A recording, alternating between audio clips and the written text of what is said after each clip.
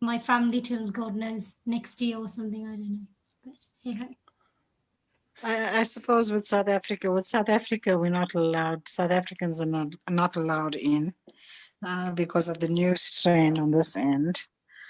Okay. Ah, I just yeah. went now live. And we'll start the kirtan. The Okay. Krishna, All right. because I Sure. went on the Krishna Gemeinschaft Schweiz Okay. page. So looking forward to be in touch with you.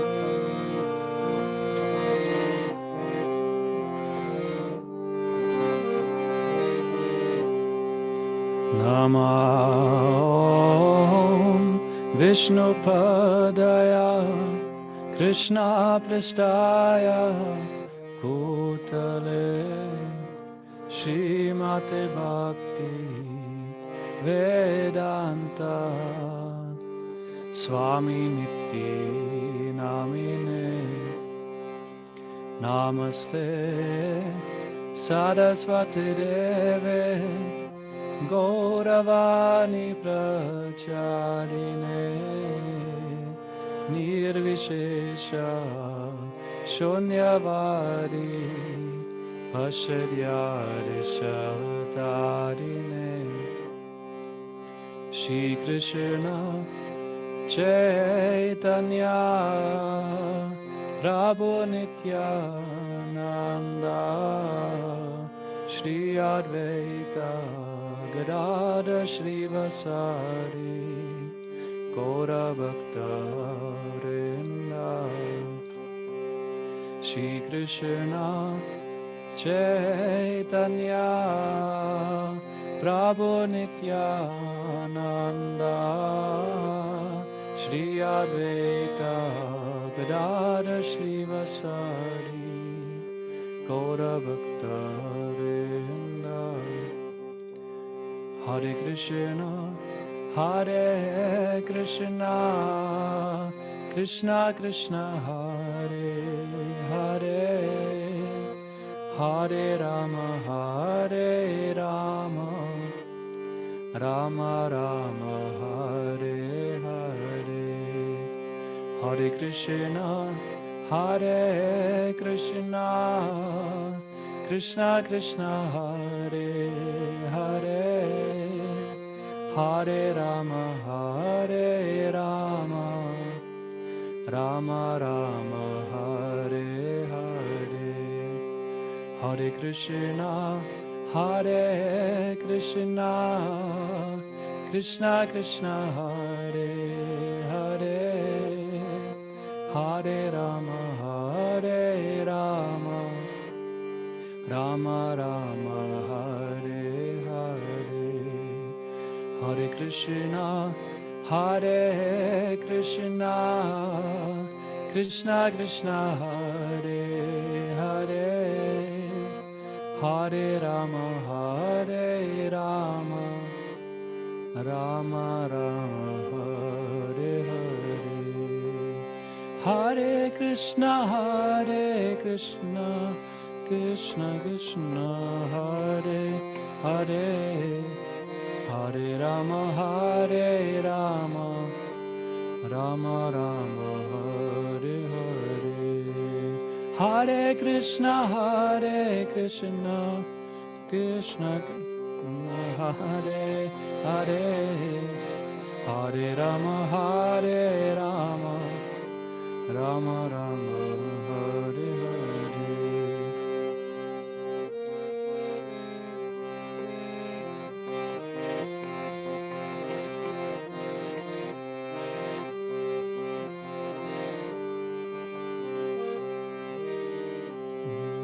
Hare Hare Krishna Krishna Krishna Hare Hare Hare Rama Hare Rama Rama Rama Hare Hare Hare Krishna Krishna Krishna Hare Hare Hare Rama, Hare Rama, Rama Rama, Hare Hare.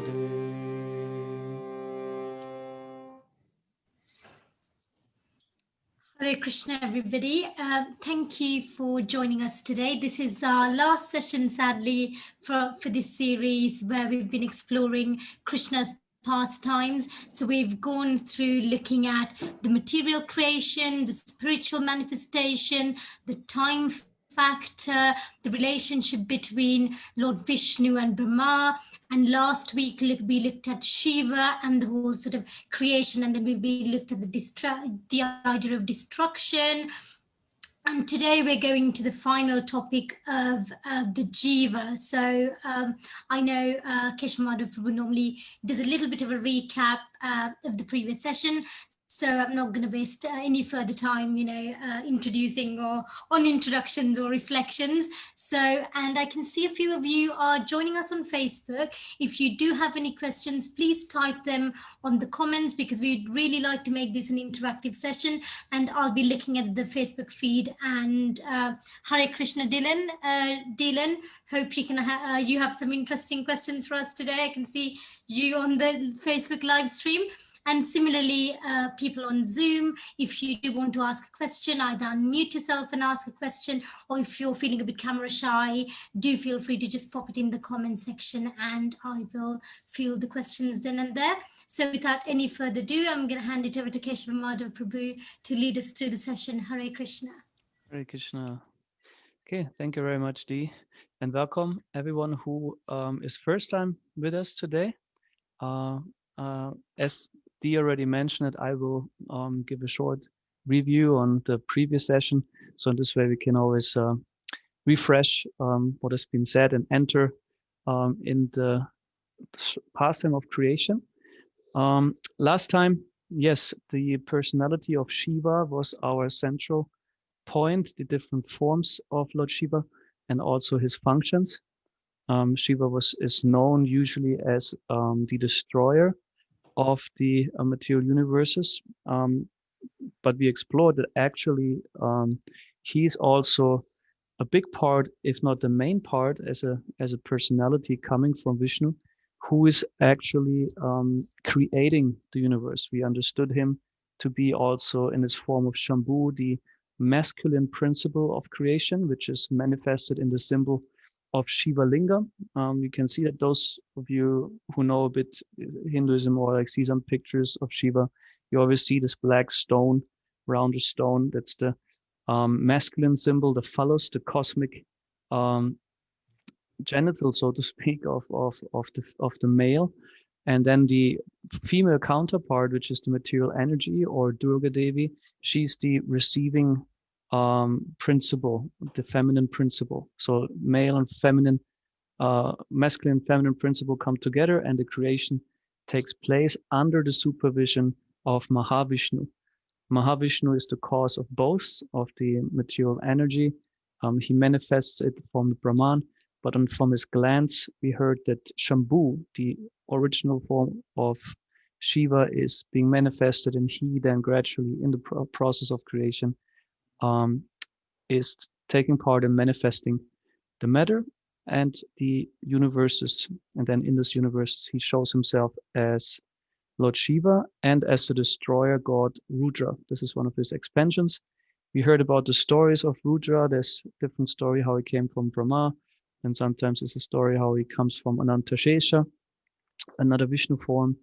And so in this way, he's part of the destruction, the Rudra principle, also representing the tamoguna, or the mode of ignorance. We said material nature is said to have three main aspects: the creative principle, the maintaining principle, and the destructive principle, which is represented by the three deities or gods: Shiva for the maintaining, Shiva for the destructive principle, Brahma for the creative principle, and Vishnu for the maintenance. He's the maintaining principle. And we discussed how Shiva is different from Brahma and also from Lord Vishnu. We heard already that in the book called The Nectar of Devotion, the different qualities of Lord Krishna are being listed and explained, 64 in total number. And we heard that Lord Shiva possesses from all those 55 to a certain degree. The regular souls, like we are, it said we have 50 of those qualities to a minute extent. We will hear more about this today. And personalities like Brahma and Shiva are said to have, to some degree, 5 more qualities, which one, for example, is they possess all mystic power, an eternal spiritual body already, then they are all cognizant, they know past, present, and future, and so on. There were a few qualities. Ever fresh, which relates to the nature of their name and their personality. It's never satiated, never gets old. Like the name of Krishna, you can chant it continuously. It's full of transcendental potency. And I said also Shiva's name is chanted since time immemorial by his devotees, also in a lifetime, Om Namo Shivaya. So it has transcendental potency that does not dry up, so to speak, so it's ever fresh. And also unchangeable was one of the qualities we heard about. That means in Krishna, it means he's never subject to the transformations of material energy. We process this whole body from birth to boyhood, to youth, to old age, to death. So there's so many transformations also in the mind with the comings and goings of material energy. And we change with that. It means our consciousness also changes. So Krishna is free from that influence. He's unchangeable. He never identifies as something else than Krishna. But individual souls, they change their sense of identity. We will hear more about that today also. So, but Shiva is also free from that influence of the modes of nature. So he is compared with milk or like with yogurt that relates to milk. Milk is Vishnu, so to speak, and then by some process of transformation, yogurt is being manifested, like with some acid or tamarind. And the said Shiva relates to Vishnu like yogurt relates to milk. So we get some metaphor from the Brahma Samhita to kind of categorize Lord Shiva a bit more. So we heard about how the creation takes place, all the forms that are involved within the creation, the different Vishnu forms. And we established also at the beginning the significance of the Shrishti Lila, which means pastime of creation. And we heard in many places of the Bhagavatam, it is explained, or Srila Prabhupada highlights, that as long as a soul is influenced by his materialistic consciousness or materialistic identity, it cannot understand the transcendental nature or spiritual nature of Krishna, not even of its own self. The spiritual self is not, so to say, available to us in a conditioned state. So Prabhupada compares it also to an infection or disease to which you should supposed to get proper medicine or injection. And he says Krishna Katha means the how to say discourses about Krishna, in particular his pastimes, which are called Lila. They work as injections. Which are supposed to purify our consciousness from the materialistic mentality so that we can reconnect to the spiritual nature of Krishna and also our own selves. And there are different pastimes for different people at different stages of their spiritual development. From Krishna's perspective, all his activities are equally spiritually potent and pure. So for him, no difference. For the soul, when we are in certain conditions, we perceive certain pastimes differently, or let's in other words, we are not fit to properly understand particular pastimes based on our conditioning. And there's some hierarchy mentioned, and in the hierarchy, the Shrishti Lila, or the pastime of creation, is, so to speak, seen from our perspective on the bottom. We start from there. It said, because this is the pastime that deals with the material world, deals with the material energy, deals with the proper understanding of who, or what is our position in relationship to the Supreme Lord.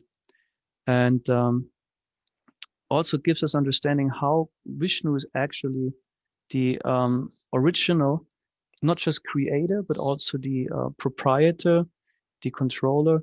And this shall gradually free us from the misconception that we are all that we are the owners of this world, that we are the proprietors or the controllers. We often think we control things, but we control hardly anything, just a few things. Sometimes we can influence, but let's just look now at the present situation with the coronavirus. Let's leave aside all conspiracy aspects of it or not. There had been pandemics since there is mankind, and it's a big illusion that you control that in any way. There was once an article where Switzerland, since I live in Switzerland was kind of blamed or accused that they did not get the pandemic under control, unlike other countries who apparently did. And it's kind of a big joke because what is the control? Who has something really under control? It spreads and it takes its way. You can try to influence to some degree, but we cannot really speak of control in many other regards as well. So the pastime of creation also shall give us another perspective on the material world itself, of its nature and our relationship to it. This is particularly relevant for today because we deal with why are we here. This is one of the big topics and questions anyway, and not just why do we exist in an ontological sense that we even exist. No, why are we spiritual souls and exist in a material environment? So this is a very important question that we are going to deal with in more detail. And that's why also I started this series, because I also like to absorb more in this particular pastime. And since it is also mentioned to be the proper pastime for those who are too much identified with the material body and the material world, so that gradually we can get purified from our misconceptions and hopefully reconnect to our spiritual identity and to Krishna's spiritual nature. So I would like to start with the topic of identity, because this is something when we speak of the souls, that is practically if not the most essential question. All of us, maybe now not so much anymore than previously, or other people who have no connection to this philosophy, generally people in the world ask themselves, who am I, or what am I supposed to be, what can I be? This question is always there, a quest for identity. I think we all strive for that because we want to have a reference point for our activities, for our doings within this world. If we don't have a reference point of that's me and therefore I shall do this, because if I know what I am, or at least have a sense of who I am, I have reason to behave and act in a certain way. If I'm confused about who I am or what I am, I will have a hard time to act and go a certain direction, because this is the basis for that. So we always seek for some form of identity. That is one symptom of the spiritual soul in this material world. So the term identity means like congruence. Something is completely, say, overlapping, identical. That we have that with a passport, for example. On your passport, you have an image of yourself, you have a fingerprint, you have certain dates and numbers, and they shall match the person who owns the passport actually. So in this way, your identity is either confirmed or not confirmed. If you give a passport and then there's a completely different face or picture and the fingerprint might not match, then you are not identical, so to speak, with the passport. So this is something we can do in the material world with the material body.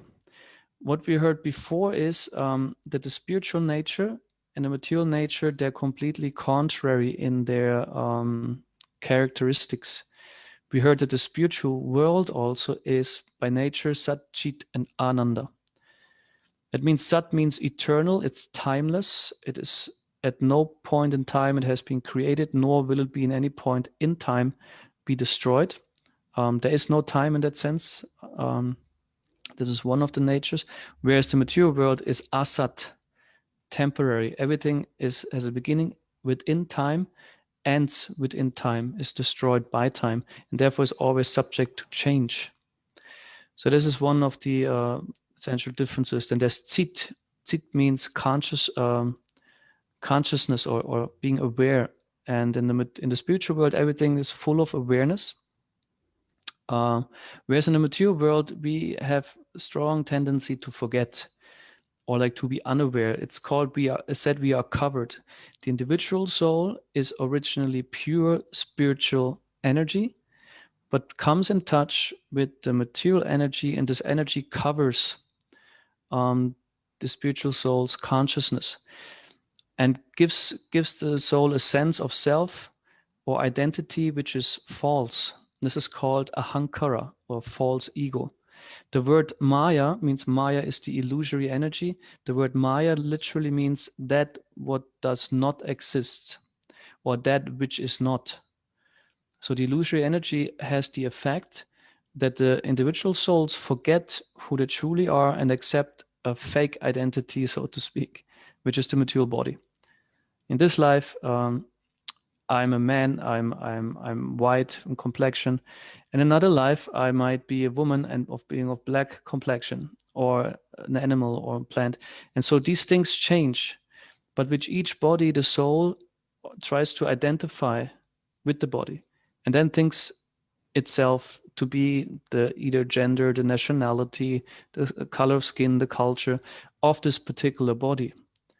So that is what is happening for the soul, and this is then nirchit or nirananda sat asat achit.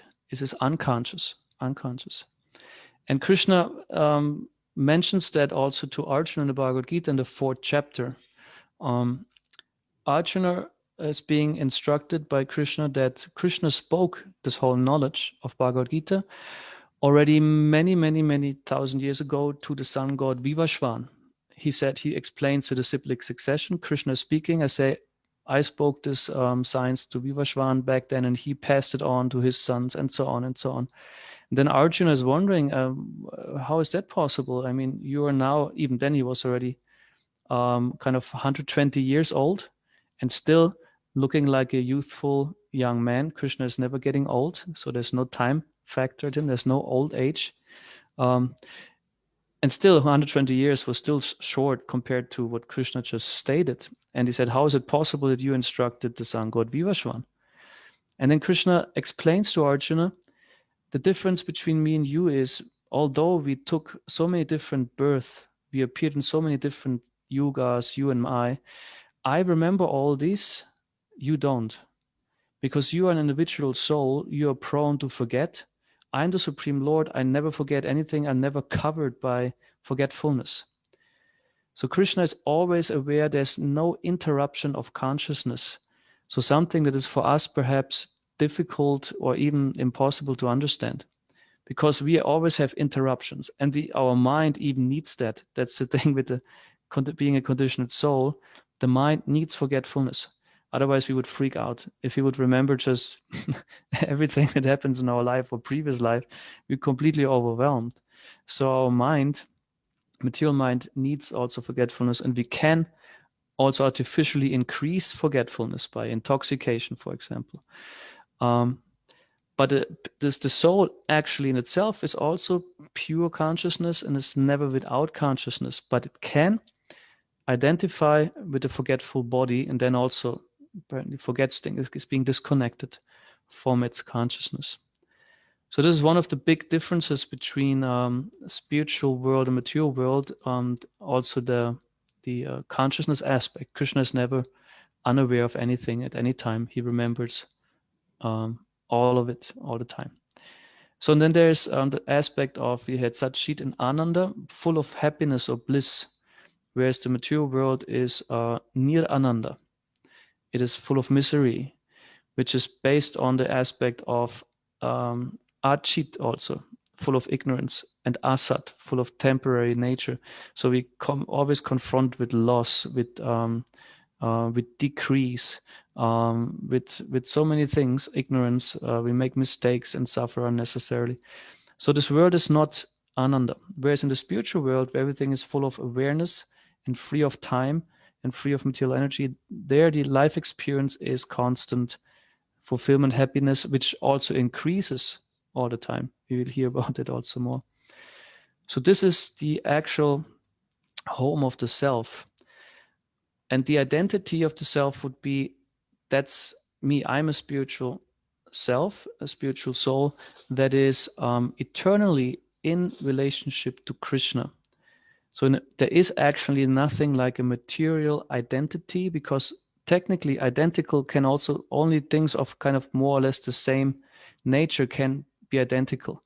But something which is completely contrary, like the soul and matter, can in no way be identical or congruent.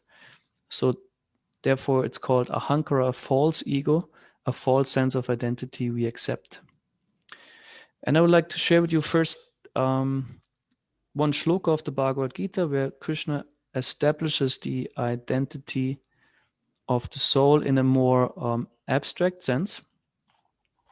We find that in the Bhagavad Gita in the 15th chapter, text number 7.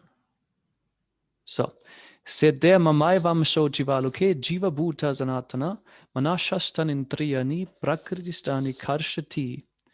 The living entities in this conditioned world are my eternal fragmental part and parcels. Due to conditioned life, they are struggling very hard with the 6 senses, which include the mind. So, mamai vamso jiva loke. Jiva loke, jiva is another name for soul or atma. You see here up there, there's atma is the term in Sanskrit that relates to the soul. So we are all atma. And later we will hear about paramatma. You see here on the picture, I think you see my cursor, isn't it, when I move it? So we have here this little spark within this picture. It's that the individual soul as a lightful energy, here it seems like it's kind of formless, because the soul has an individual feature or form which is difficult to frame into one uniform look of the soul, because each soul is individual. And we have next to it the Paramatma, which is the form of Vishnu that accompanies each soul when the soul accepts a body. And I like this picture a lot. It shows us the 5 gross elements. Down there, the legs are made of earth and stone. Then there comes water. Up there, then the chest is like fire, and the arms are like air. And then up there is ether or sound in the upper part. So earth, water, fire, air, and ether. So this is what the body consists of, and the soul is different from that. And Krishna says here in this verse, where Srila Prabhupada is, or Srila Prabhupada emphasizes on that we are eternal fragmental parts of the Supreme Lord. This is also compared to the sun that radiates so many small sun particles. They are fragmental parts of the sun. And I said also, we as souls, we emanate from Krishna, from the Supreme Soul, and we have the same constitutional position or relationship as the sun particles have with the sun globe. The sun globe is massive and huge, and the sun particle is really tiny, insignificant, and exists only in relationship and even dependency of the Supreme Lord or the sun. So in said here, we struggle with the mind. I guess everyone can confirm that. I said everyone struggles very hard in this existence with the mind. The mind is the thinking, feeling, and willing. So it's the part of us that can be completely peaceful and calm, but also fully anxious and freaked out, and can be driven in so many ways. And the mind has desires, the mind has demands and needs, and he's sometimes up, sometimes down. So we struggle with that. It's that the conditioned soul is being dragged around. So this is one of the first instructions we get when we read the Bhagavad Gita. The scriptures that we find in this Krishna consciousness movement have some hierarchical order of study. It is said that the first books of Srila Prabhupada, the introductory books, are like the first thing. And then comes the Bhagavad Gita as the, how to say, Prabhupada sometimes called it the standard book of spiritual knowledge. And there we have 5 topics, and they actually all relate perfectly also to the Shrishti Lila. One is the Atma, what we deal with now. So this is quite at the beginning of the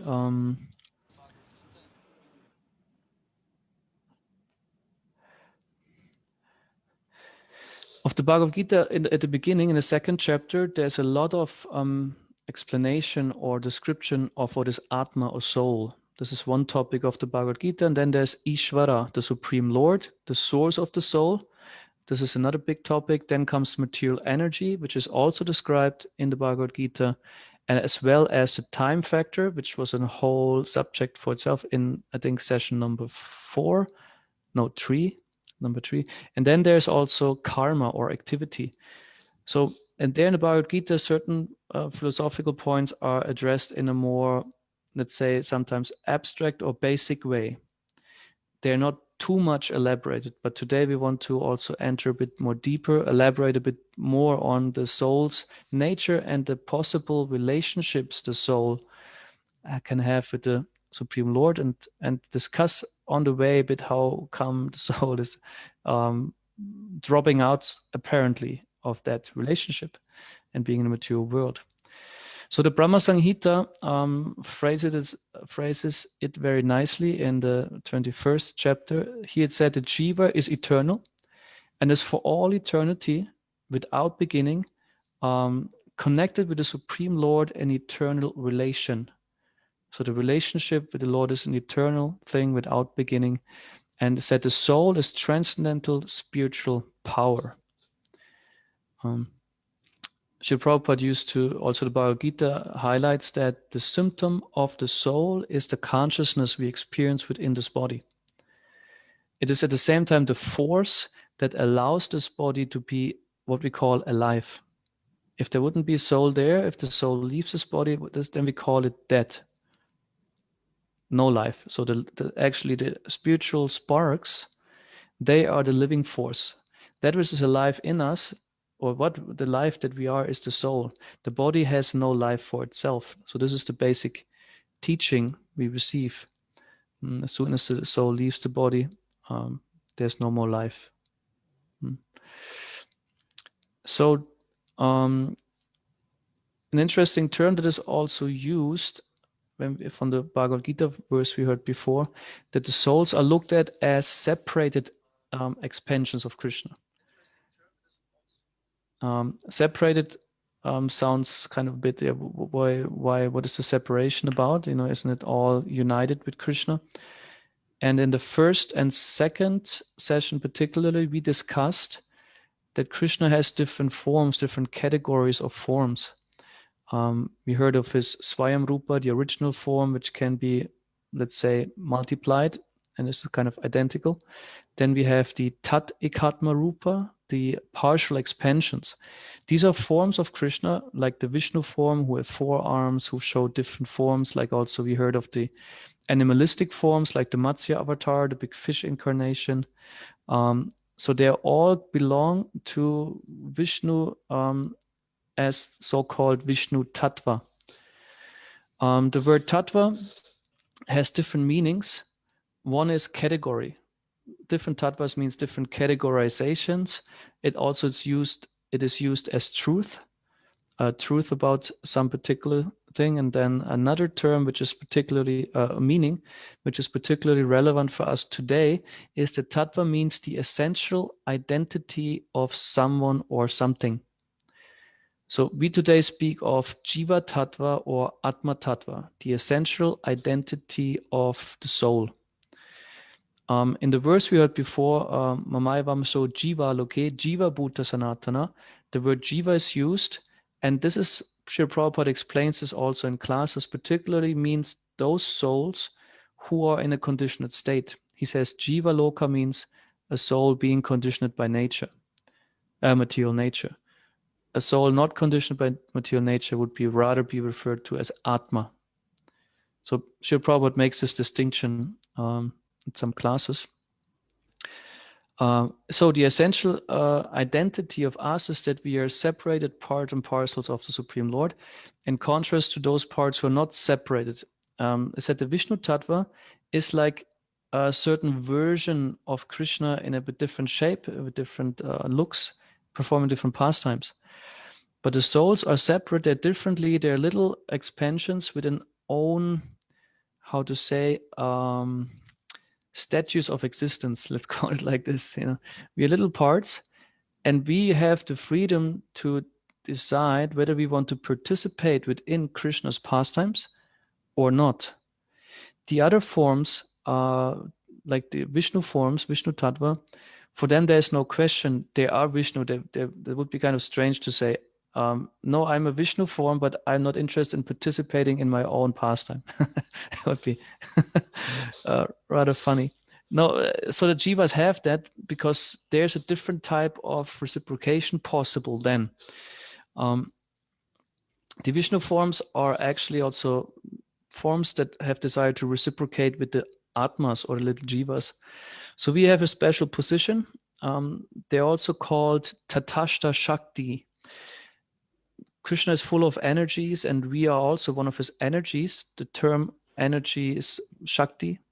And Tatashta means that it is marginal. We heard before that it's the spiritual world, material world, and of course there's a certain transition space, which is called Viraj, the river or the causal ocean where Mahavishnu is laying. And that the Tatashta is called the Tatashta region, the marginal region where material and spiritual world overlap, or the spheres overlap. And I said the jiva is also a bit like that, or is like that. It's a marginal energy. It can enter in one direction and also enter the other direction. In an ocean, it's like the shore. Like there's a certain part which is not ocean and not beach. This is there where they meet, and then they're kind of wettish, sandish, but it's neither ocean nor beach. So similarly, with the individual souls are considered to be like this, and we have the capacity to choose to be either with Krishna or like to in his spiritual realm, or like to rather enter the material energies. So, but no matter what we choose, the identity remains. And this is later explained by Chaitanya Mahaprabhu. He says, he phrases this like this. Chaitanya Mahaprabhu is also a form of Krishna that appeared in this world, a combined form of Radha and Krishna. And he says, Chivera Sarupahaya Krishnera Nityadas, Krishnera Tatashta Shakti Beda Beda Prakash. That's in the Chaitanya Charitamrita. It's a more advanced study book, but then the point is essential. It said the constitutional position of the living entity is to be an eternal servant of Krishna, because he belongs to the material, to the marginal energy of the Lord, which is a manifestation of the Lord, and this energy is at the same time one and different from him. So maybe I read that again. It's maybe a bit of information. Then the constitutional position of the living entity is that it is an eternal servant of Krishna. Let's put also loving servant before that. It's not a slave or someone who is paid to serve. Servant means by nature, the Atma is inclined to exchange with Krishna in a serving mood or way. Because it belongs to the marginal energy of the Lord, marginal energy, is therefore also meant to serve the Supreme Lord. All his energies are meant to serve him for his pleasure. Is a manifestation of the Lord, which is at the same time one and different from the Lord. So this term one will hear often when one enters a bit this whole Vaishnava philosophy. Beda Beda, Achintya Beda Beda. Achintya means it's inconceivable. It's difficult to understand. Beda Beda means same time one and different. So we are of same nature. Srila Prabhupada compares it with the ocean. sometimes, or different metaphors. The ocean, which is not different, of course, from a drop of ocean we take out of the ocean. So from quality, they are equal, quantities very different. And this relates also to the qualities of the soul, to which we will come soon. In the Bhagavad Gita, we hear that, but particularly, or we might take note when we do read that the soul is much more described in a sense of negation. It's more explained what the soul is not instead of what it is. One reason for it is that you cannot positively identify something spiritual with a material language, which is framed or conditioned to always relate to material objects. It's rather, if the negation is in that sense easier, it gives us more of a sense how it is not material. And one of these big things is that may come also, maybe later we enter that, is that there's the no time aspect of the soul, the eternity. The soul has no beginning. It's said in Bhagavad Gita 2:20, for the soul there's at no time birth or death. She did not, or the Atma did not come into existence. She doesn't, at no point will be coming into existence. She's unborn, the Atma is unborn, eternal, everlasting, and primeval, means at first. The Atma is not killed when the body is killed. So we see no time, at no time there's birth, death, so free from birth, free from death, did not come into existence, does not, will never at any point start to come into existence, no creation, unborn, eternal, everlasting, and so on, and does not die when the body is dying. So that's difficult if we give some more thought to try to grasp the eternal or eternity. Something that has no beginning doesn't fit in our mind. We always think of at least some beginning that can expand perhaps almost endlessly, but we cannot think of something that has no beginning in any point of time. So that's something we can meditate. We also in one session we spoke about how our mind or intelligence are not sufficient to fully grasp it, but it can be revealed to us when we are in the process of spiritual life and gradually get purified. So perhaps to that point, we made quite a few statements. Are there any comments and questions so far?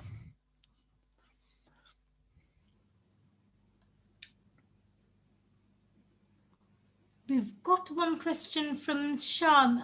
She says, please explain the concept of primeval. Okay. That's a concept which, of course, in our minds relates to time. Primeval, how to say that otherwise in English, is another word for kind of beginningless. In German, you have urerst, which was the beginning of all beginnings, means there's no beginning before that. Before time. Before time, you say that, huh? In English, Yeah. before. So primeval is also the primeval Lord is said in the Brahma Samhita. The first mantra is Ishavasyamidam sarvam. Ishvara Parama Krishna Sachit Ananda Vigraha Anadir Adir Govinda Sarva Karana Karanam. There's Anadi and Adir. Anadi means beginningless, and Adir is also primeval. That means it is not caused by anything, so to speak. Like, okay, for Vishnu, it is true. Vishnu is not, or Krishna is not caused by any being or energy above him. He's the primeval source of everything that exists. Since the soul is eternal, it also has no beginning in time, so you cannot trace it as after this and this and that the soul developed. So it's also, my understanding, hinting to that it has no beginning in time. There's no, in that sense, cause and effect.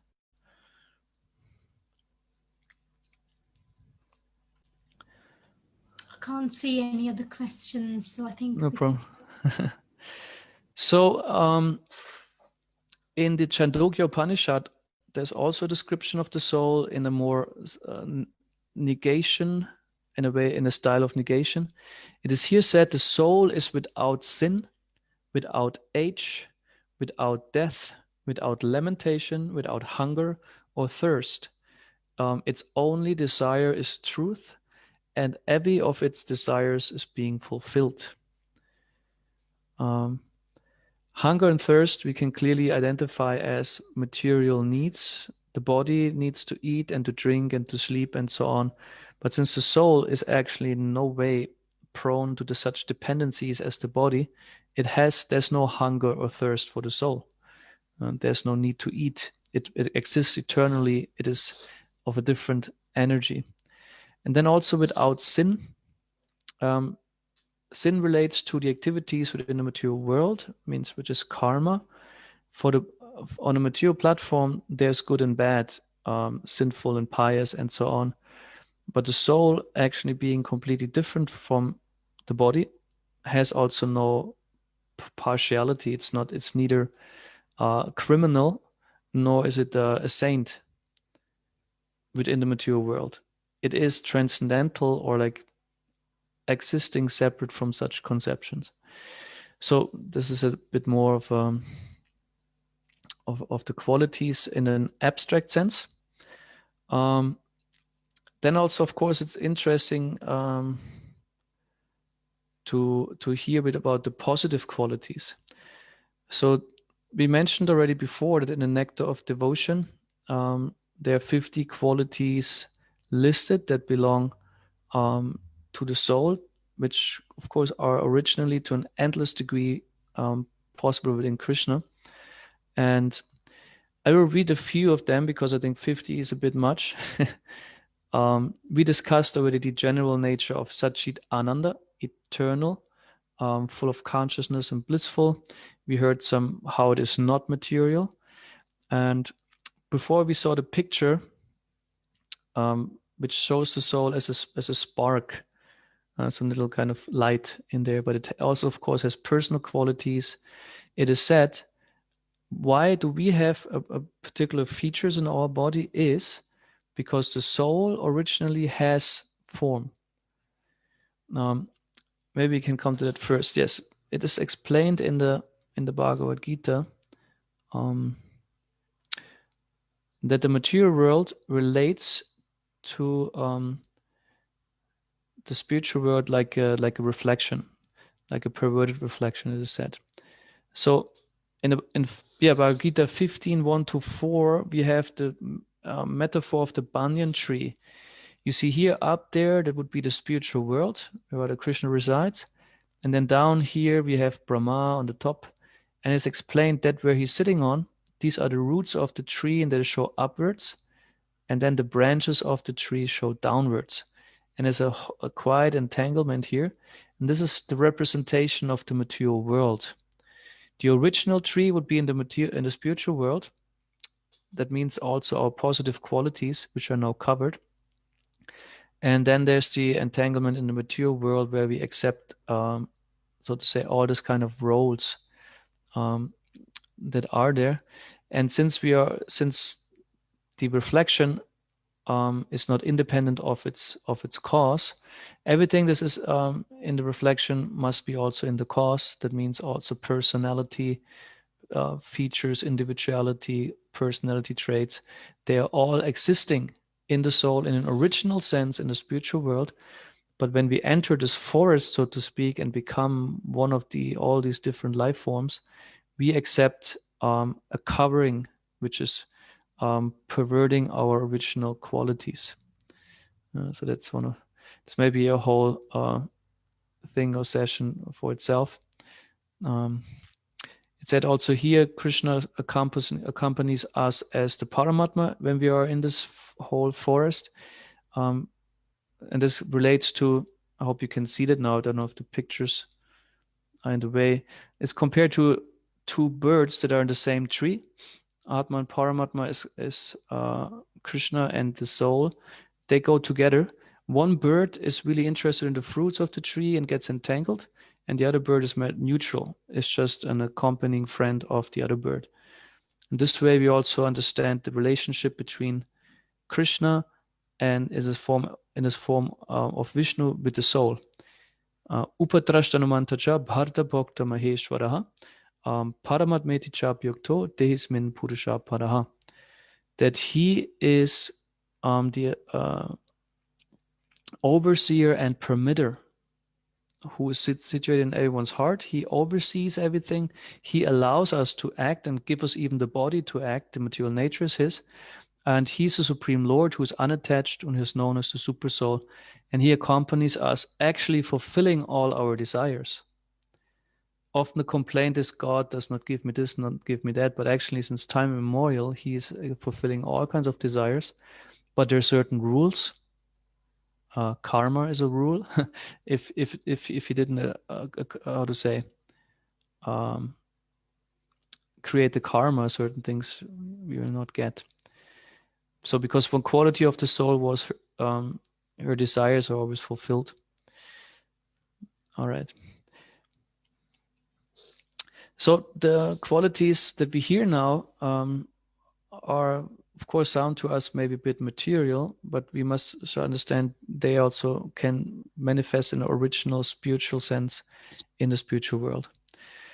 So the first quality is wonderful features on the whole body, means beautifully shaped and formed. Is that also in the spiritual world? All the beings, the creatures who live there are of utmost beauty. Krishna, the name means the all attractive, and it said Krishna is the most beautiful being ever. Nothing can top his beauty. This is the quality 64, which is not in the jiva, of course, because it's Krishna's exclusive quality. Then he is also equipped with all auspicious characteristics. That means this relates also to spiritual character and consciousness. Radiant, it is said, the soul is also, it's light. We heard about in the previous session that when Vishnu lays on the ocean in the universe, and then out of his navel the lotus flower grows up, and it said the stem of the lotus flower is shining kind of golden. And this is because the living entities, we the souls, we enter into that lotus stem, and we are by nature lightful beings, like sun particles, and they shine. So the soul, we also see then we have this concept of enlightenment, or the saints. When you see on pictures, they have this little shine around their head. There's always the descriptions are, if a person gets really self-realized and connects to the nature of the soul, they become more and more shiny. It is like that. Of course, people can also be out of health, kind of be shiny, but it's a different sense of shininess, because the soul connects to its own consciousness and power. Whereas we can see if people are very, they can have like we call it a dark aura or aura, that they appear very the opposite. They even seem to kind of swallow up the light instead of that they shine. They kind of soak in the light. They appear very darkish and without any effulgence. And this is often because of also the consciousness is very covered, or very influenced by very dark nature. Strong, always youthful. There's also a quality of the soul. There's no aging because there's no time. Speaks all languages fluent. This is a quality of Krishna. He can converse with each of his creatures, of course, without any problem. In Vrindavan, there's also scenery mentioned. Krishna is in his own home, Vrindavan, the area in which sometimes manifests in India. And there he speaks with the birds, with the trees, with the cows, with the cowherd boys, with the demigods, with everyone he speaks. With the demigods, he speaks Sanskrit, which is the language apparently spoken there. With the people of Vrindavan, he speaks the Vrajvasi language, with the cows accordingly, with the birds accordingly. And one citizen of Vrindavan noticed that and was very amazed how Krishna can just speak with literally everyone. And the soul also, of course, can expand to some degree and understand all types of languages, can connect to the living entity. Then also Krishna speaks pleasantly. Krishna is also an excellent speaker, highly intelligent, genius, artistic. We also see that the soul expresses its own creativity in this world. It's also mentioned, if you speak of spiritual world being the origin of everything in the material world in a pure sense, is said that what we experience here as lust, as sexual lust, and the desire to procreate, is the original creative desire of the Supreme Lord within the spiritual world. So also the Atma in the spiritual world has this kind of sense of procreation, creating something which is naturally there in a small degree, because also Krishna is like that. Pure, of course, there's no influence of any material energy. Compassionate, forgiving, these are all qualities that are in the soul in a transcendental sense. Happy, he's the well-wishing friend of all devotees. So also the souls, the more they develop, they become particularly well-wishing to those who are also servants of the Lord, who live that nature, but also they become well-wishing to others. Ruled by love. This is one of the qualities of Krishna. That's what we in the Bhakti tradition. We want to please Krishna by loving devotional service, which is also the nature of the soul. It's even explained that the soul can, so to speak, rule Krishna if the soul is equipped or situated with pure, loving service to Krishna. But this is rarely attained. Krishna is careful with that. He does not just hand it out like this. One has to be very devoted to Krishna. And then this bhakti, or loving, spontaneous, intense love, which is called prema, can develop. And this can even control Krishna. This is what the soul is meant for. It's one of his purposes, to experience this loving exchange between Krishna and itself in different capacities. So we come to that. So these were a few, in each respect, worthy of worship. That's Krishna, because he possesses all transcendental opulences like beauty, like fame, strength, riches, wisdom, renunciation. So many features are there, and the soul has it to some degree also. So we have so many qualities, and then we can understand, okay, the soul is a person. Some abstract energy does not have all these features. This is one crucial point of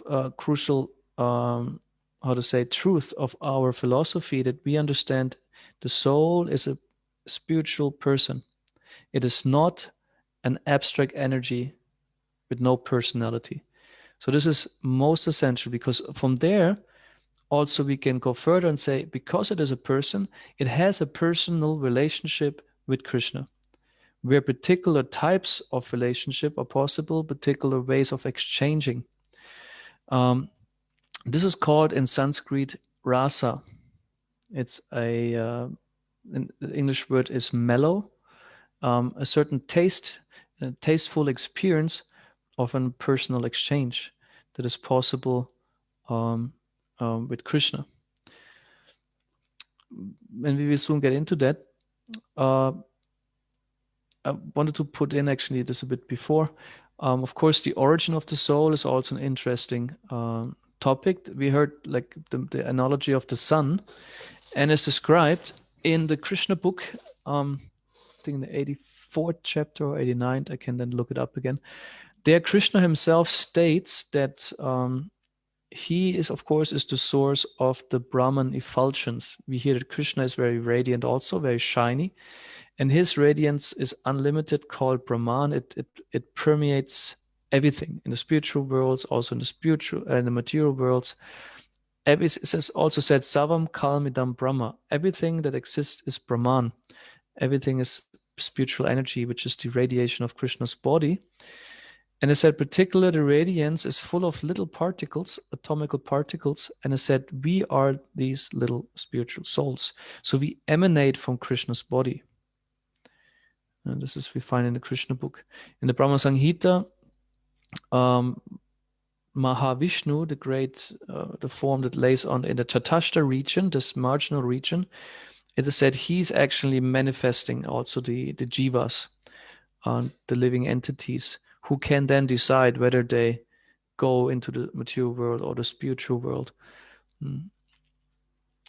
So this is a bit about the origin of the soul. And so we had now the concept of rasa, unless there are more questions or comments at that given time. So, as usual, I've got a question. So, Yeah, please. you said, that some people's auras are dark and some people's aren't. So, we all have, the soul had all these, you said all these kind of qualities. How does it kind of dictate how much or how less of those qualities we get? Or our soul gets, essentially? It is explained like this, that the soul has always, every soul has 50 of the 64 possible qualities to a minute extent.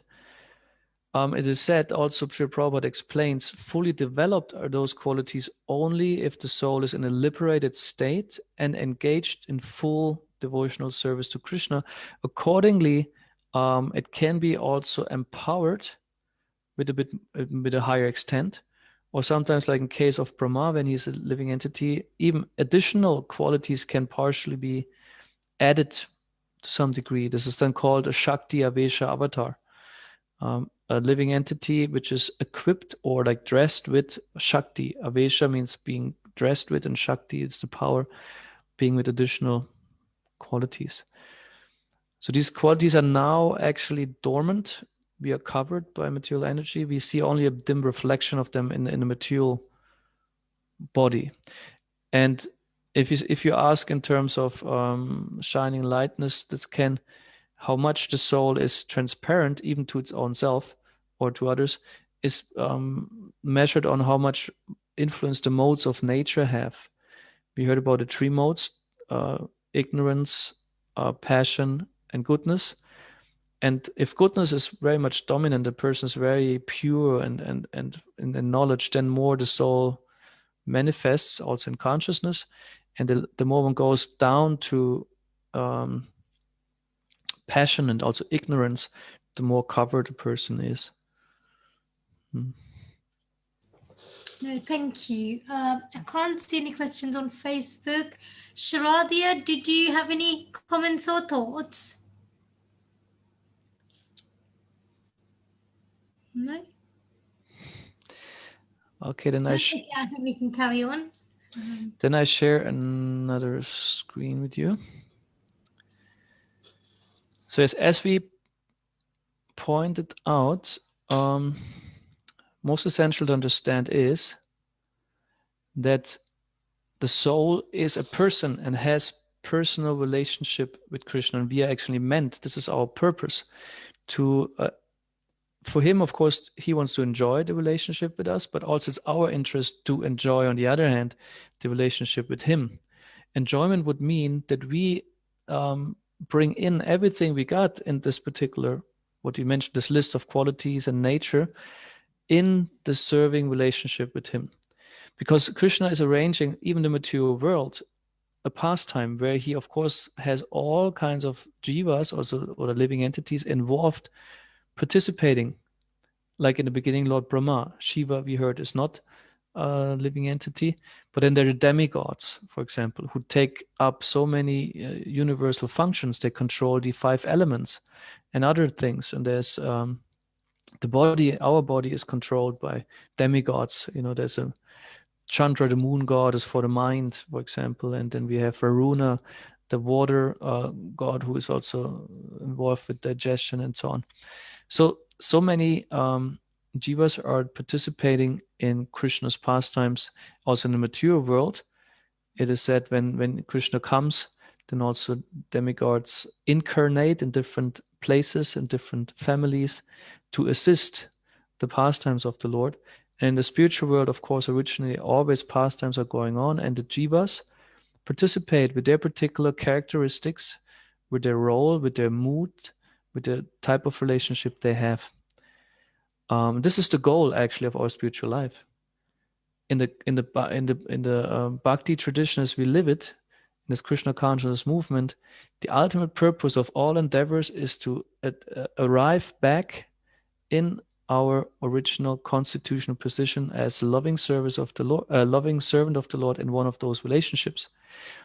We don't know yet what relationship we will have. Let's maybe first go to this 5 is that you can see here. They are listed on top is the Shantarasa or neutral love of God. It's in hierarchy. Then comes Dasya Rasa. Rasa means the mellow. This is experience, means the relationship of being a servant, servitorship. Then comes Sakya Ras, which means friendship. And Vatsalya Ras, parenthood. So we can even have the role of being a parent of God. It just maybe sounds for someone who didn't hear it ever strange. And then Madhurya Ras, even a conjugal love, which is for the particular souls who then manifest a female appearance and who relate to Krishna in that sense. These 5 are also already mentioned in the Bhagavad Gita in the introduction. So they are actually a rather confidential topic, an advanced topic, which though is important that one knows already something about it because it's our aim. In detail to enter all that might is usually not advised as long as one is still even on a so-called neophyte level or like very much influenced by material nature, because one can develop easily misconceptions simply out of projection. I project my state of being, my experience into the spiritual world, and then I mistake Krishna or like Krishna's affairs for material mundane affairs, and there's a tendency to imitate them on that level, or also simply misunderstand them. So the first step any spiritual practitioner is being urged to take is to aim for the realization of the difference between Atma and body. So that again comes the whole purpose of Shrishti Lila, to understand what is material nature and what is spiritual nature. So we discussed that a bit. I would like to mention or like speak today a bit more, of course, of all the rasas a bit, but particular focus on Shantarasa, because this is also the beginning stage. This is the level of self-realization that allows that personal relationship with Krishna. We must also take note that these rasas or these relationships are happening on the transcendental platform. That means you cannot just say, okay, I would like to be a friend of Krishna. So therefore, yeah, for me, Sakya sounds good. So I become Krishna's buddy. So, or, oh, actually, I might be a woman and think, yeah, Krishna is attractive. I can imagine, yeah, why not conjugal love, Yeah. Or others might think, oh yeah, being Krishna's dad is cool. So let me try to relate in Krishna to Krishna that way. This is not happening on, or like as long as a soul is with in a material body, or at least as long as the consciousness is still very much influenced by the material body. It is said those relationships happen or like become manifest or revealed when the soul has given up his ahankar or false ego and is purified from material nature and can understand his own spiritual self and the spiritual nature of the Lord, and then relate to Krishna equally on a transcendental platform. Now we are here with our material conditions and Krishna is here, and so we cannot really address him on a material platform. So I mentioned this is a hierarchy with the relationships, and let's shortly jump back to the spiritual manifestation when we spoke about it. Some of you might remember. Also, Brahma Samhita gives a hierarchy from bottom to top. It said on the bottom, we are in Devi Dham, the material world. Above that, there's Shiva's place, Maheshtam. Then comes above that Haridam, which refers to the Vaikuntha worlds, which are completely transcendental. They have also different regions, where Vishnu in his four-armed feature, and sometimes also two-armed feature is there. And then really in the center core, then there's Goloka Vrindavan, where Radha and Krishna is residing, with different also regions which are connected to that. So according to the region within the spiritual world, certain rasas or relationships are possible. Krishna is called Rasa Raj, the king of all rasas. With him, all relationships are possible. But before we mention them in where is what possible, maybe we hear a bit more about what these relationships actually are. As I said, I wanted to focus more on Shanta Rasa. Shanta means neutrality, which I find is sometimes a bit a misleading term. Neutral sounds like passive. A bit also politically, Switzerland is neutral to so many things. So neutral seems like you don't take part in something. And it is in a way correct, but it is a bit understood in a bit different sense. So I will quote a few things from the Nectar of Devotion, which is the guiding book on that matters. There Rupa Goswami is explaining the stage of Shanta. And it's said here that when one is actually able to maintain the transcendental position, his stage is called neutrality in devotional service. Some great sages have attained this neutral position by practicing austerity, penance, and meditation to control the senses. Such sages are generally called mystic yogis, and in most cases they are inclined to appreciate the spiritual pleasure of the impersonal feature of the absolute truth. They are practically unaware of the transcendental pleasure derived from personal contact with the Supreme Godhead. So neutral here refers also to the relation or the contact with the impersonal feature of the Lord, because the Brahman effulgence, the spiritual energy, is everywhere and is accessible to the yogis also. When one doesn't have a relationship, so to speak, with that Brahman or impersonal energy. And this itself is not Shantaras yet, but as Srila Prabhupada says, being situated or maintain transcendental position. The transcendental position is explained in the Bhagavad Gita in 1854. It's called Brahma Bhuta. Brahma Bhuta prasanatma na shochati na kankshati samasarveshu bhuteshu mad bhaktim labate param. Brahma Bhuta means transcendental position, being situated on the spiritual platform. Prasana Atma means the self is being freed from all influence of the three gunas. So Brahmabhuta Prasanatma means the material energy is being lifted, taken away, and the soul is being situated in its original transcendental form. Then na sochati, na kankshati, no lamentation, no hankering, because all that what we desire usually is related to the body. If I'm free of a bodily concept, I don't desire anything anymore. Also, I don't lament if something is not there. Sama sarveshu bhuteshu, one can see everyone equally on a transcendental level. Then one also becomes more, let's say, neutral in a material sense. You don't favor some and unfavor others, or like those and dislike others. You become an equal, you see with equal vision. And then I said, from there, mat bhaktim labate param, from there, one can enter the personal loving relationship with Krishna in bhakti. It's kind of a necessity. It's the basis for transcendental exchange. This is also explained like that Shantaras is, even if some authorities don't consider it a rasa, it must at least be considered the basis of all rasas. This is what Rupa Goswami is pointing out. And he had said further, the stage of Shantarasa can be attained by the impersonalists only when they are in association with pure devotees. Otherwise, it is not possible.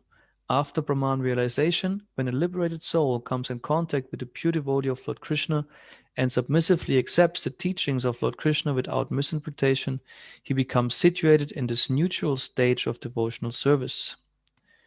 The best example of a saintly person situated in the Shantarasa are Sanaka, Sanatana, Sananda, and Sanat Kumara. The Kumara brothers, for many, are known personalities. So then it goes on actually from if there's contact with devotees, then this Brahman realized person might become also devotional. Otherwise, it becomes impersonal. And there are some, it said is usually they develop first an appreciation for the four-armed form of Krishna, and is described here, when some great saintly persons who had undergone penances and austerities saw the four-handed transcendental form of Vishnu, they remarked, this four-handed form of the Lord manifests in a bluish color, is the reservoir of all pleasure and the center of our living force. Actually, when we see this eternal form of Vishnu, we, along with many other Paramahansas, or self-realized soul, become immediately captivated by the beauty of the Lord. This appreciation of Lord Vishnu by saintly persons is an instance of situation in Shantarasa, or the neutral stage of devotional service. So we can see here it's first of all, about appreciating the Supreme Lord and his features and experiencing also great satisfaction and appreciation, then relate to Vishnu rather or Krishna as an object of worship. There's a lot of so-called awe and reverence. At the same time, there's also what is called ecstatic symptoms. It is that the soul is in itself full of ecstasies, strong spiritual emotions that permeate the whole being of the self. There's nothing like feeling neutral, like kind of a today I'm not into it, or this. There's nothing like this kind of passivity or disinterest or boredom. There's no boredom in the spiritual world. This we can be sure of. This is not the nature of the soul to be bored. Maybe we can add it. It's never bored, the soul. I just tried to shortly find here the descriptions which describe a bit what the person in Shantaras experiences.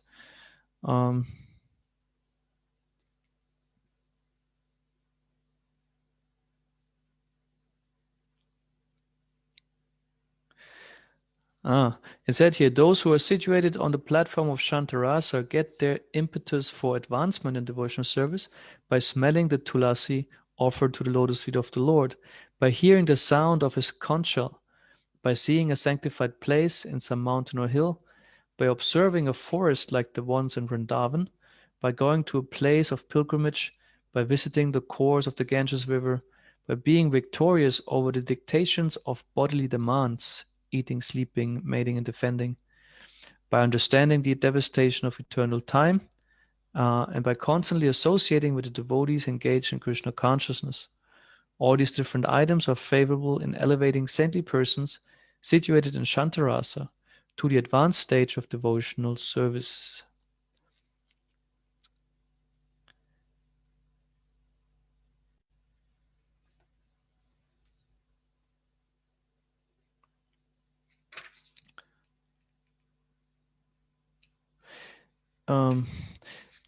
Let's hear just one thing also for time reasons. It said one of their get their impetus from hearing the sound of the conch shell of the Lord, and this also relates to, for example, the battlefield of Kurukshetra, where Krishna and Arjun, all the Pandavas, they blow their conch shells, which were strong in sound, and it said they scattered the hearts of the Kauravas, who were the opposing party. And it said nearby in some caves, some sages were also living who were on that platform of Shantaras. And when they heard the sound of Krishna's conch shell, their body became filled with ecstasy. They trembled. They could not maintain their mental equilibrium. And they got so ecstatic that they smashed and rubbed their heads on the stone walls in their caves. Sounds awesome, perhaps, if you think of it, but actually it's a symptom of ecstasy described. They were so, this emotion was so strong, so they were completely overwhelmed by it. So as soon as there's true transcendental realization, if there's true connection to the transcendental platform, even in this sense, there is ecstasy. strong ecstatic emotion on a spiritual platform, also here related to the form of Vishnu. So this is the basic, like this the from there one can develop further also to experience higher rasas.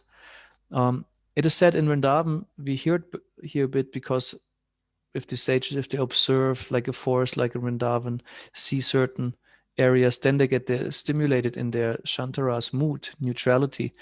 It means practically that those devotees, they don't have a sense of possessiveness toward Krishna. It is said in further rasas or relationships like in servitorship and friendship, there's a sense of I am Krishna's, or Krishna, Krishna, I'm yours. So the servants think I'm at your service for your pleasure, I do everything. Or friends, Krishna's our friend, I'm Krishna's friend, which comes ultimately to the topmost platform where the gopis who are in the Madhurya Ras, they think they become so possessive they think Krishna is ours.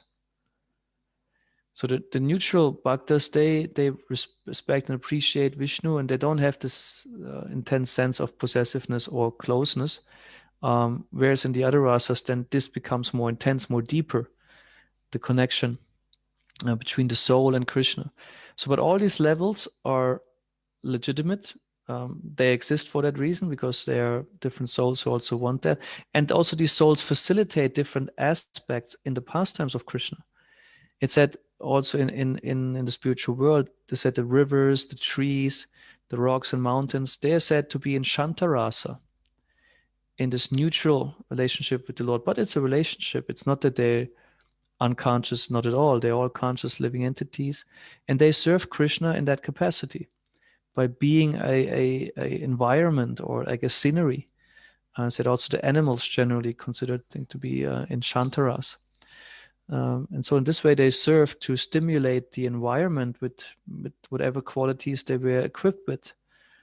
So this so each living entity has some particular feature or features that serve and in the overall pastimes of the Lord. And then the friends, of course, of Krishna, they play in the playgrounds, like in the forests of Vrindavan, and they take the cows. So then everyone is there. The Shantaras is there, and the Sakiras is there, and so on and so on. Yes, this is so a bit of a glimpse into the relationships the soul can have with the Lord, and there are five. That's what the five primary rasas are. That were those that we mentioned, and there are even 8 secondary rasas. I don't know if I have the complete list, but there is, for example, speaking with the Shantaras, Rupa Goswami is speaking about these relationships can also mix. These tastes can be mixed, and there are suitable tastes and unsuitable tastes. Some things should not be mixed, some can be mixed.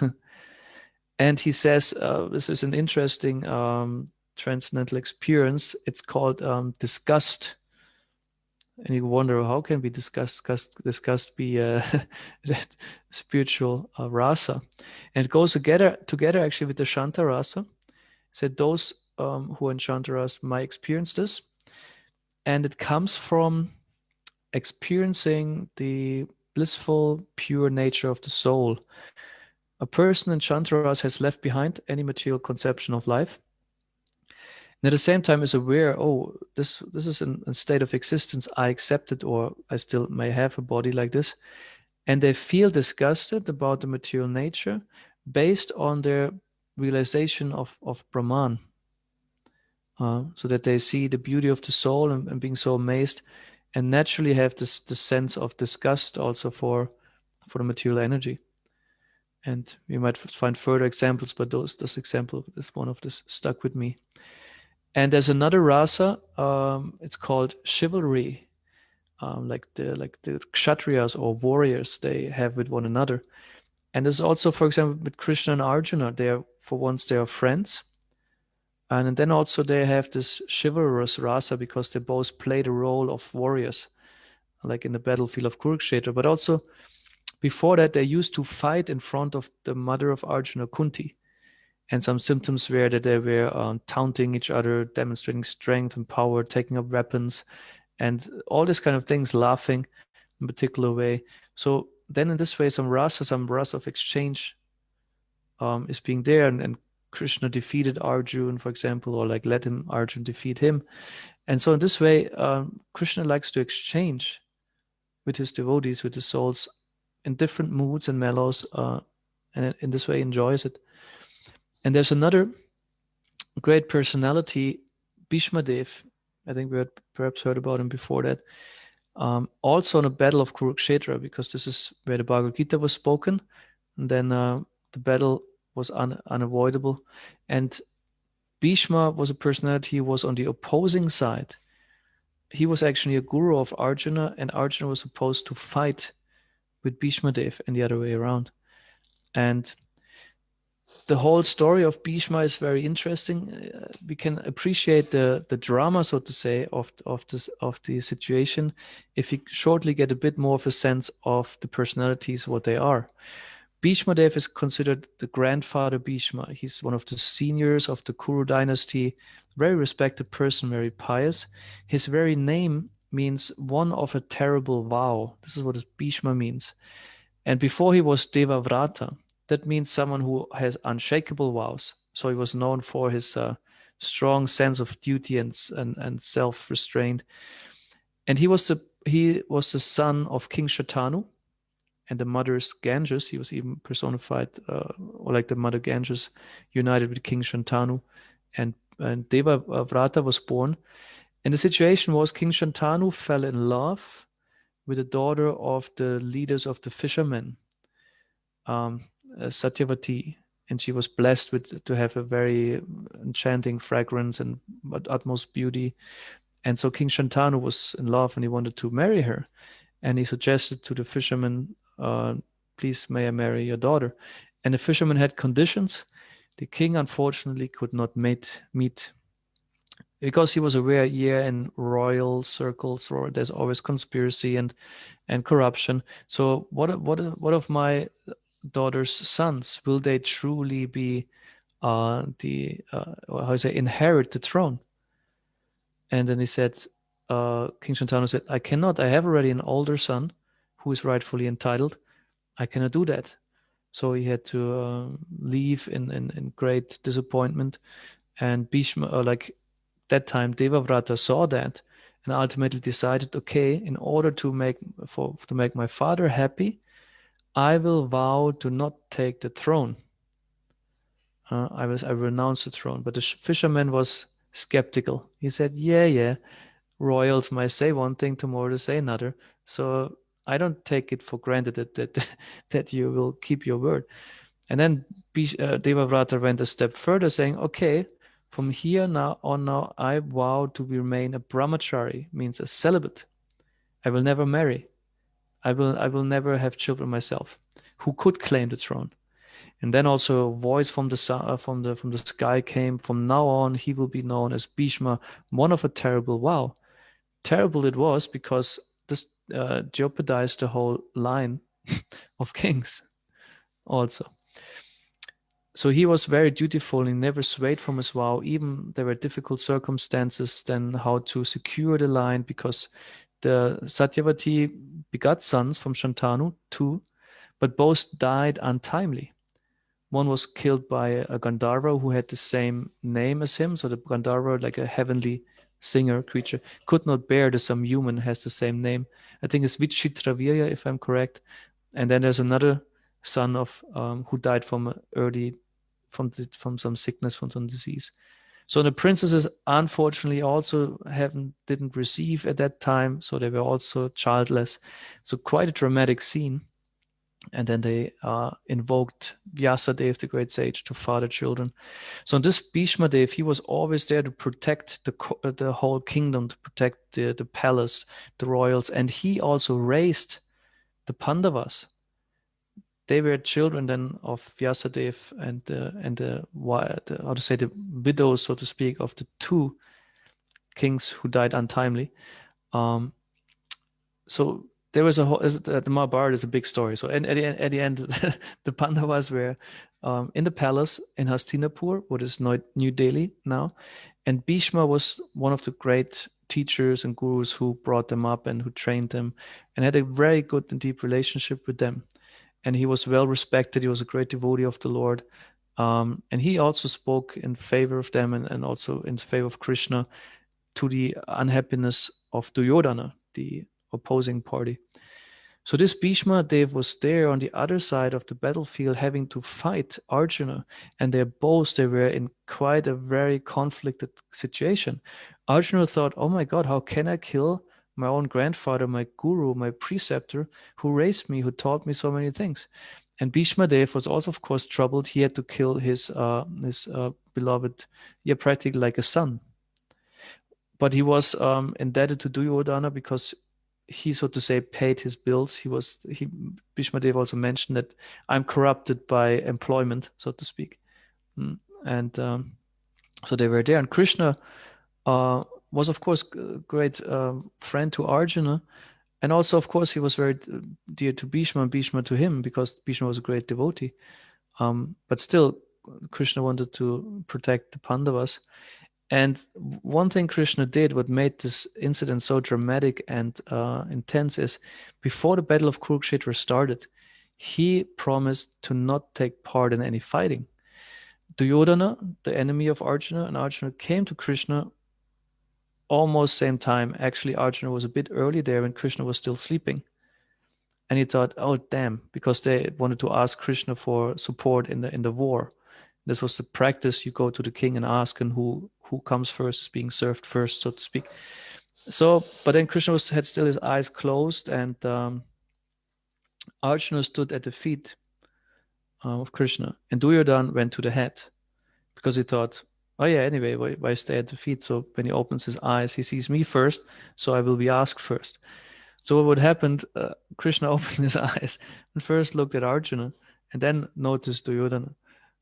So of course he welcomed then and asked, what can I do for you? So please, Arjuna, you first. And Arjuna's asked, of course it was about the war and like whether he wants to participate.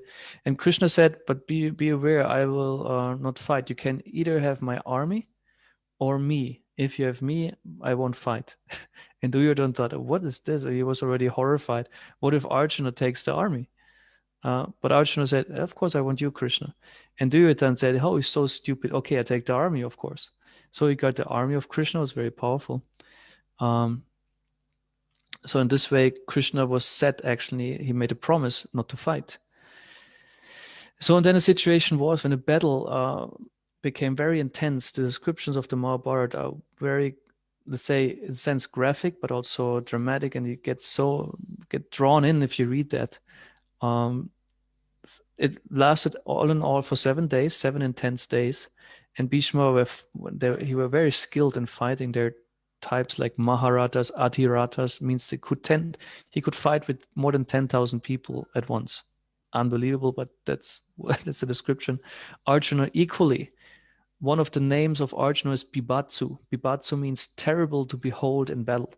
It said sometimes when they used bowstrings, and they used bowstrings, they were so fast, it was not even visible anymore, the movement. It was like a circle that was visible. So they fought it intensely. At some point, Bhishma he had to vow, okay, now today I will kill Arjuna and all the Pandavas, because I have to serve Duryodhana. And he gave everything to accomplish that, and it was an intense fight. And ultimately, Krishna noticed Arjuna is kind of hesitating, he's holding back, and Bhishma Dev is advancing. So I have to get into the fight, otherwise Arjuna is dying. And so what he did is he jumped off the chariot, took a chariot wheel, and ran at Bhishma Dev, ready to kill him.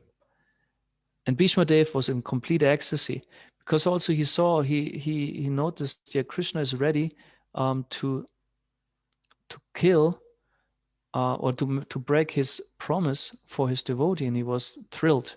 So this is the scenery. There's a famous picture where Arjuna then also held on to the leg of Krishna, when he was approaching Bhishma was waiting in ecstasy to be killed by the Lord, to leave his body, because he was before also shooting the Lord. If you look closer at the picture, one can see a bit, there's description of blood stains on Krishna's body from the arrows. And this is a instance of chivalry ras. So these two, they enjoyed the exchange with Krishna in a being warriors, being in such an exchange. So then, of course, at the end, Krishna did not kill Bhishma like that. It was being prevented. Bhishma fell in another way. But this was one of the dramatic sceneries where the relationship between Krishna and his souls was being enjoyed. Yes, so we get some glimpse again into the spiritual world, and also the possible relationships with Krishna that are possible. So this is the intent also of Krishna. With all the pastimes he reveals, with all the knowledge he gives, he wants us to stimulate our desire to go back to the spiritual world, to use this human form of life to attain self-realization, to again being attracted to Krishna, and to be attracted to our possible relationship we can have with him in the spiritual world. Yes. All right. So then we also, in terms of time, we would be actually, at the end. Also, at the end of the series, are there any more comments or questions for the end? A whole nother subject is, of course, how come that the jiva ends up in the material world? Perhaps this could be discussed separately. It's also a fascinating topic, but I think I packed too much in today to also address that.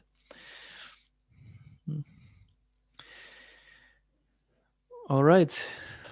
Then I thank you all for participating in the series. Some maybe first time, some already many times, and I'm glad I could serve you in this way.